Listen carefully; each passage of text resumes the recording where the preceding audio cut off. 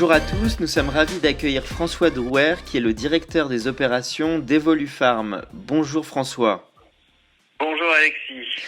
Nous sommes ravis de vous accueillir. Alors François, où est-ce que vous vous trouvez actuellement dans cette période et comment vous vivez toute cette période de confinement? Alors actuellement je suis dans mon bureau puisque la société qui fournit tous les produits de santé au réseau officinal évidemment continue son activité et puisqu'il y a surtout des produits très spécifiques que l'on se doit de fournir toujours aux pharmacies. Donc, alors une partie de nos collaborateurs sont évidemment en télétravail, mais ceux pour lesquels l'activité requiert d'être ici sont ici, et notamment les gens qui gèrent les commandes, préparent les commandes et les expéditions. Donc, en capitaine de navire, je suis aussi présent à la société. Évidemment, on a aménagé l'entrée et les flux des personnes dans la société, Mhm. spécifiquement pour gérer un risque minimum, donc prise de température à l'entrée, gel hydroalcoolique aux quatre coins, et puis pour tous les gens qui préparent les commandes, masques pour les protéger au maximum. D'accord. Et juste petite question de curiosité qui n'était pas forcément prévue, mais comment les gens vivent la période qui viennent au travail, parce que ça va concerner beaucoup de gens de Français dans les semaines qui viennent, de revenir et bon, il y a comme vous dites des consignes de sécurité précises à suivre. Les gens sont dans un bon état d'esprit. Comment ils vivent tout ça? Alors oui, et ça c'est un vrai satisfecit, et on a remercié les gens, et notamment donc les gens du dépôt et de la préparation de commandes, d'être toujours fidèles au poste. Je pense qu'ils ont bien pris conscience du rôle qu'ils avaient à jouer. Et évidemment, nous, notre rôle d'entreprise, c'est de pouvoir leur fournir le maximum de garanties et de sécurité. Voilà. D'accord. Donc, on fait attention, les gens sont conscients, mais ça se passe bien. Parfait. Alors François, on va revenir sur votre parcours et si vous pouvez nous dire un peu quelques mots sur les grandes lignes de votre trajectoire et parler un peu de votre activité actuellement et de votre entreprise. D'accord. Alors très rapidement, donc moi je suis pharmacien de formation. J'ai commencé ma carrière en recherche et développement dans un laboratoire américain. J'ai fait ma début de carrière dans cet axe-là. Et puis après, j'ai eu des responsabilités dans le développement du générique en France et en Europe. Et puis depuis un peu plus de 3 ans maintenant, j'ai rejoint Evolufarm, je travaille étroitement avec. On a la chance d'avoir toujours notre président et fondateur de l'entreprise, Monsieur Chulot, qui a lancé cette entreprise qui est assez particulière puisque on est un groupement de pharmacies, 1500 pharmacies en France, et en même temps un laboratoire pharmaceutique avec ses marques propres, son portefeuille de générique propre. Donc voilà, on est sur ces deux piliers, et ce qui nous permet d'être, je dirais, un fournisseur de produits, mais aussi de services et d'outils marketing pour les pharmacies, la pharmacie française. D'accord. Alors concernant ce secteur que les auditeurs ne connaissent pas tous parfaitement, est-ce que vous pouvez nous parler un peu sur ce secteur du pharmaceutique en France et comment il est structuré? Alors, si on fait qu'est-ce que le secteur pharmaceutique en France, il faudra faire carrément un Oui. long documentaire, mais donc ce que voient les gens, en tout cas je parle de l'officine. Aujourd'hui, on a un peu plus de 20 000 officines en France, qui restent des officines donc gérées par un titulaire qui est indépendant. Ça, c'est très important. Et qui justement a la pleine responsabilité de ses actes. Parce que même si on est un groupement, nous on est là pour aider le pharmacien à se développer, à lui fournir des solutions et des produits, mais il reste maître dans son officine. Et c'est encore le concept aujourd'hui de l'officine française. Et justement, on va dire, c'est pas à tout malheur chose est bonne, mais dans cette crise que nous traversons, eh bien les gens, et je dirais les patients, les autorités ont bien vu le rôle qu'avait le maillage de la pharmacie officinale en France. Bien sûr. Pour répondre à la demande, pour répondre aux questions des patients et pour gérer plein de choses qui sont très très sensibles pendant cette période-là. Alors justement, sur la période actuelle pour Evolufarm, vous, si vous pouvez nous donner un petit peu votre lecture de ce qui se passe, avec quelques exemples, et comment s'est traduite la demande et les styles de produits privilégiés dans cette période. Alors effectivement, nous on essaye d'accompagner les pharmacies au mieux, évidemment en leur fournissant, en trouvant d'abord et en fournissant des produits qui sont vraiment extrêmement sensibles pendant cette période. Donc du gel ou de la solution hydroalcoolique, des protections, par exemple des paravents pour les comptoirs des pharmacies.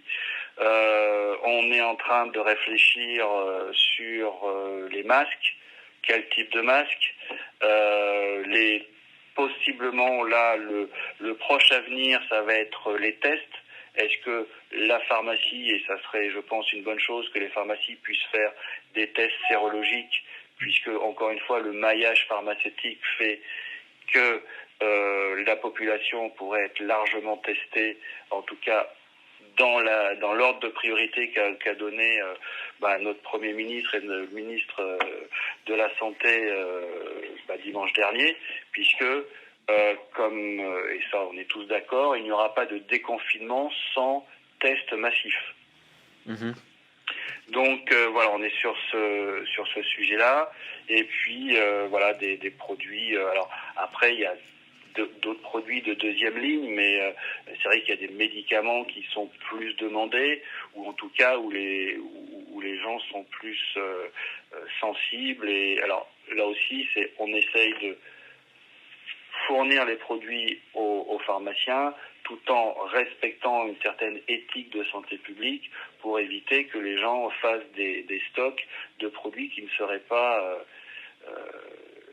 idoines ou dénués de risques. D'accord. Évidemment, quand on a commencé à parler de l'hydroxychloroquine ou de l'azithromycine, tout le monde a voulu s'en procurer. Mmh. Et donc, à nous aussi, en tant que professionnels de santé et avec les pharmaciens, de gérer un petit peu aussi ces demandes-là qui sont des fois un peu irrationnelles, mais on comprend les gens, évidemment, qui sont inquiets pendant cette période-là. Ils sont distribués vraiment ces produits justement que vous avez mentionnés, dont on a beaucoup parlé dans l'actualité, ou est-ce qu'il y a encore un peu de rétention et c'est quand même dur de les trouver? Aujourd'hui, alors d'abord c'est dur parce qu'effectivement, comme il y a une forte tension mondiale au niveau des approvisionnements, mais aujourd'hui c'est là où le pharmacien va jouer son rôle entièrement, c'est que aujourd'hui l'hydroxychloroquine ou l'azithromycine ou d'autres produits sont déjà prescrits pour les maladies pour lesquelles les indications sont là depuis des années. D'accord. Donc c'est le pharmacien qui va, justement, son rôle plein et entier, c'est de regarder les prescriptions, de connaître ses patients et évidemment de fournir les produits aux patients qui ont ces indications thérapeutiques depuis avant la crise. et justement d'expliquer par contre aux gens qui voudraient avoir en précaution ou pour X raisons ces produits-là sans prescription. Voilà. C'est évidemment le pharmacien. Vous savez, les médecins d'abord ont été très sollicités. Voilà. Donc celui qui reste et celui qui va être un peu le confident ou celui qui va pouvoir répondre facilement aux interrogations des patients, c'est le pharmacien. Donc c'est pas forcément délivrer un produit, c'est aussi expliquer les choses. D'accord. On a parlé justement des problèmes d'effets secondaires liés à ces produits. Pour vous, ce sont des réels dangers ou est-ce qu'on n'en sait pas suffisamment et on est quand même un peu dans le flou sur ces questions? Ah bah, tout médicament a un effet secondaire. Donc évidemment, c'est toujours une analyse du bénéfice et du risque. Voilà. Là, après, sur les études cliniques qui sont en cours, d'abord, je ne les connais pas. Je pense que peu de personnes les connaissent aujourd'hui.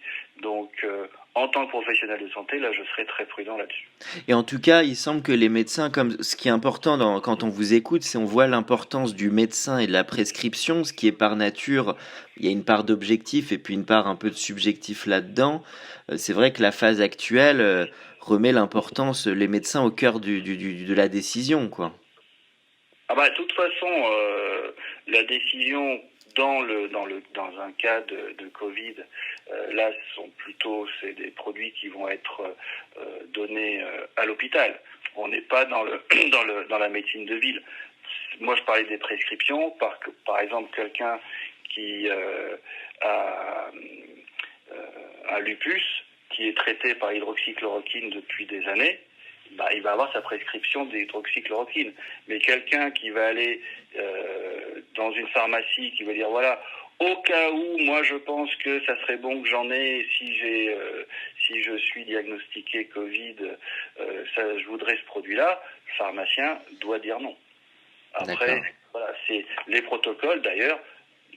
Comme c'est en études cliniques, les protocoles sont bien déterminés et se font à l'hôpital. La difficulté d'accès aux tests, vous l'avez mentionné pour le fait que ça soit accessible dans toutes les pharmacies, ce qui me paraît être une superbe idée. Qu'est-ce qui explique pourquoi la difficulté de ces tests en ce moment? Ah bah, de toute façon, les tests là sont en train d'être. Alors, il y a quelques laboratoires qui ont mis des tests au point et ils sont en train d'être validés ou autorisés par le ministère de la Santé. Donc le processus n'est pas encore complètement finalisé pour mettre ces tests, je dirais, en médecine de ville et voilà, à l'extérieur de l'hôpital. Aujourd'hui, c'est en cas de suspicion de Covid dans certaines conditions que le test va être fait soit à l'hôpital, soit dans un laboratoire d'analyse biologique. D'accord. Ce qui est en train, ce que nous on regarde, c'est justement de sortir ces tests-là avec des tests, on va dire, faciles au niveau manipulation, qui pourraient être rapidement faits, entre autres, à la pharmacie. Parce que le plus dur dans cette histoire, ça a été les conceptions de tests ou la distribution des tests, c'est un peu des deux. C'est qu'on s'est retrouvé très vite désarçonné et il fallait réagir tout de suite aussi pour trouver les bons tests. Ah bah, tout à fait. C'est-à-dire que voilà, il faut un petit peu prendre un petit peu de recul parce que là on est dedans, mais là on est au mois de fin avril. Grosso modo, en 4 mois, faire là, tout n'a pas été parfait, mais quand même, en 4 mois, les connaissances qui ont été consolidées pour les traitements, pour les tests, pour voilà, a été quand même assez fortement accéléré. Hein. Vous voyez que les traitements, des fois, mettent plusieurs années pour être mis au point. Là, voilà, donc... D'accord. C'est forcément un sujet qui intéresse tous les auditeurs parce que, évidemment, on ne sait pas trop la durée, mais elle risque d'être pas si courte que ça, comme on se doute un peu tous. Vous suivez aussi la partie vaccin ou ça, c'est une partie qui est totalement dissociée? Bon, là, je la suis, je dirais, par curiosité professionnelle et comme citoyen lambda. Après, mes connaissances, je dirais, techniques, voilà, font, oui, dire que l'allocution de dimanche après-midi, ils ont eu raison de, de dire aux téléspectateurs que, attention, un vaccin, effectivement, avant 2021 est complètement... c'est pas raisonnable de dire qu'on l'aura dans l'année 2020. C'est au mieux deuxième semestre 2021. Et voilà, c'est vraiment un vaccin, c'est quand même quelque chose qui est long à mettre en place. C'est forcément le jalon clé dans la résolution de la crise ou pas forcément? On peut espérer qu'il y ait quand même des résolutions antérieures. À long terme, oui. D'accord. Évidemment, on va tout faire voilà, petit à petit en mettant des actions les plus efficaces possibles. La première, c'est ce qu'on fait là aujourd'hui, c'est d'être confiné quand on peut l'être, les gestes barrières, toutes les précautions que l'on prend.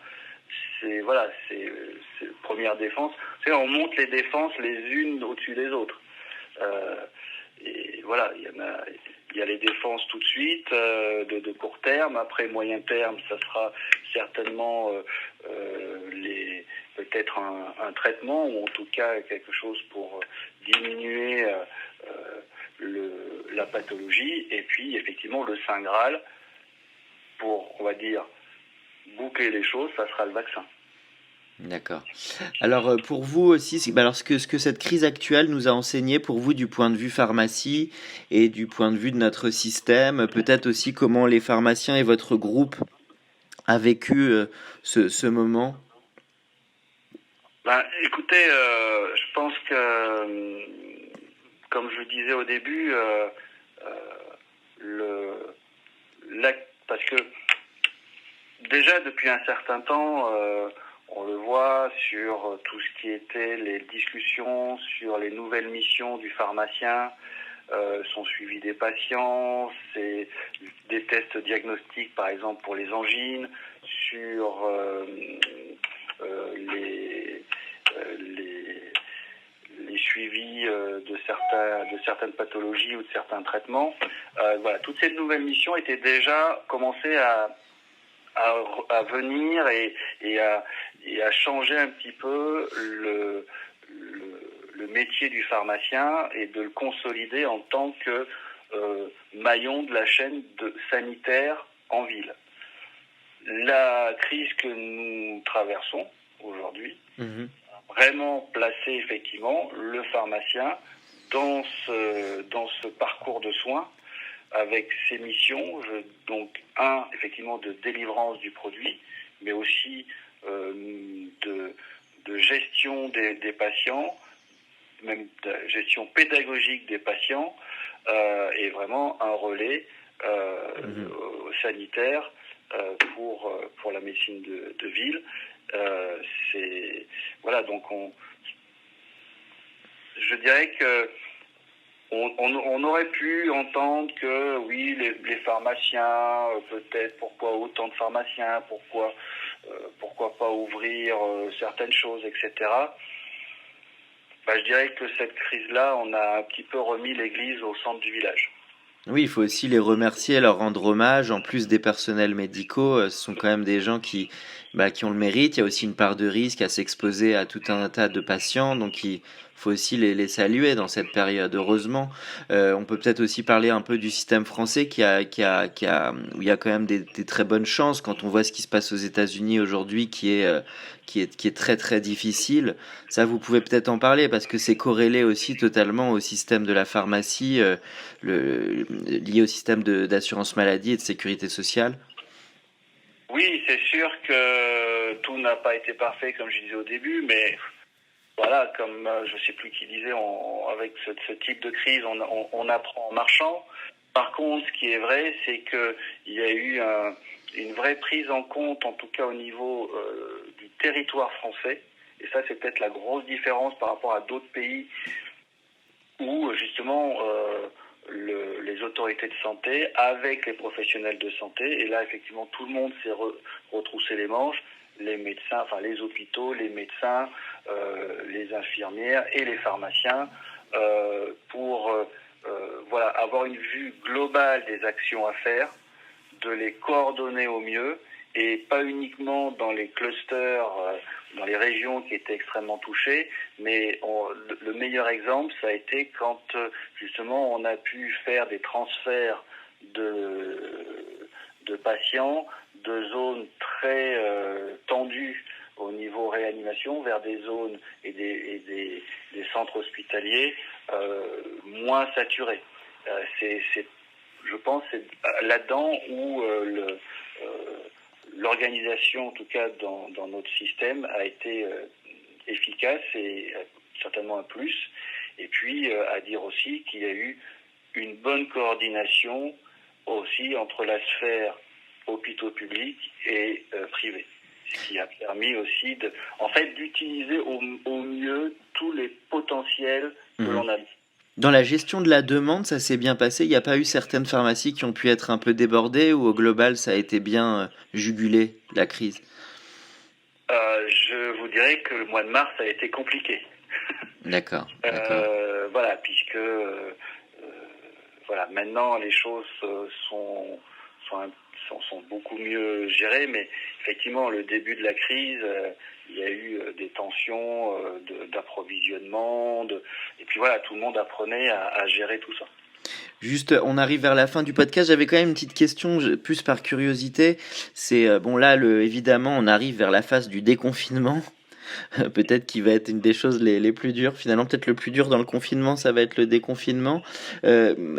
Comment vous voyez ça? Parce qu'effectivement, en plus, il fait très beau parallèlement à ce confinement.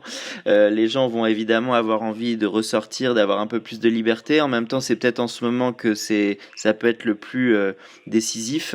Il y a aussi l'été qui va arriver, les gens vont vouloir se retrouver en famille, etc. Mais on sait qu'il peut y avoir une part de risque aussi sur des personnes plus à risque. Qu'est-ce que vous préconisez, vous, sur les 3-4 mois qui arrivent, là? Question compliquée, hein, oui, bien sûr. C'est la question à $1 million. ou à $1 million. Quand je vois effectivement que nos hommes gouvernants hésitent aussi à répondre, je serais bien faire un petit peu ce serait assez outrecuidant de passer outre. En tout cas, ce qui est clair, c'est qu'effectivement, ça ne sera pas une ouverture des vannes larga manu, oui. parce que justement là, il y aurait un risque de rebond. Et en tout cas, alors après, on regarde tous les jours. En tout cas, pour moi, les deux paramètres les plus significatifs, c'est le nombre de personnes en réa. Puisque c'est ça le problème, le gros risque de notre système, ça a été la saturation des lits en réa, et c'est là où on a quand même géré, mais heureusement qu'il y a eu le confinement, parce qu'on a justement effectivement aplati cette courbe-là. Et puis après, le nombre de personnes qui sont admises en hospitalisation. Voilà. Aujourd'hui, effectivement, la pression sur la réa baisse, mais il y a quand même toujours un nombre important de gens qui sont admis en hospitalisation. C'est-à-dire que l'épidémie court toujours.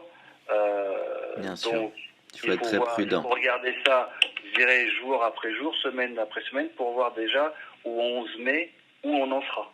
Exactement. Et c'est ça aussi qui va déterminer la façon dont on va ouvrir les vannes. Mais de toute façon, il faudra des règles. Ça, je pense que tout le monde est d'accord. Alors après, de dire est-ce que ce sera des règles par région, par tranche d'âge, par activité, ça je pourrais pas le dire, mais c'est clair que il va falloir contrôler, parce que les Français ont été quand même assez bien disciplinés, ce qui n'est quand même peut-être pas leur fort, mais évidemment, après 2 mois à Hmm. regarder pousser les fleurs à l'extérieur sans pouvoir aller gambader, si on ouvre les vannes, ça sera normal d'un seul coup que tout le monde puisse et veuille en C'est profiter. sûr. Donc il va falloir un peu cadrer tout ça. Bien sûr. La dernière question pour vous, c'est sur le digital et par rapport à votre entreprise, comment ces métiers aujourd'hui de la pharmacie évoluent à l'ère digitale et quels sont un petit peu les enjeux d'avenir pour vous? Alors sur le digital, eh bien, alors évidemment, c'est des choses qui sont mises en place.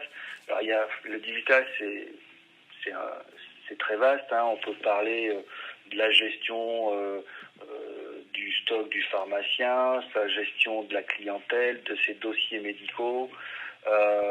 Mais pour prendre un exemple qui est assez aujourd'hui en d'actualité, c'est la télémédecine. Le pharmacien peut être équipé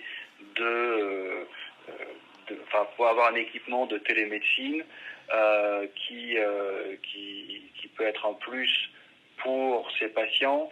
On pense, alors là, on est en dehors de la crise actuelle, mais par exemple sur les problématiques de désertification médicale, une pharmacie avec un système de télémédecine peut être aussi, là aussi, un relais et un pôle dans des régions qui ont ce problème-là. Voilà. Donc, D'accord. en ce moment, c'est ça. Et puis, on a, nous, aussi mis en place des portails pour accéder mettre en relation les pharmaciens et les clients sur des produits de parapharmacie pour justement les aider à améliorer leur offre commerciale, par D'accord. exemple. D'accord. Sur Evolufarm, finalement, elle s'était développée parce que peut-être les grands laboratoires pharmaceutiques n'avaient pas assez de proximité justement avec le monde de la pharmacie. En fait, non, vraiment, nous, on n'a pas d'antinomie avec les gros laboratoires ou quoi qu'est-ce, puisque ce sont nos fournisseurs. Voilà. Nous, c'est vraiment de pouvoir accompagner les pharmacies dans la gestion et le développement de leur activité Mhm. économique ou justement dans leur nouveau rôle de santé publique, leur mission. D'accord. Euh, voilà. Pour un exemple très simple, euh, vous savez que la vaccination contre la grippe euh, donc a été autorisée dans les pharmacies Mhm. et ça a été un vrai succès. Mais voilà, quand le pharmacien, son rôle effectivement d'acteur de santé publique, vacciner les gens, Mhm. par contre, ça prend beaucoup de temps.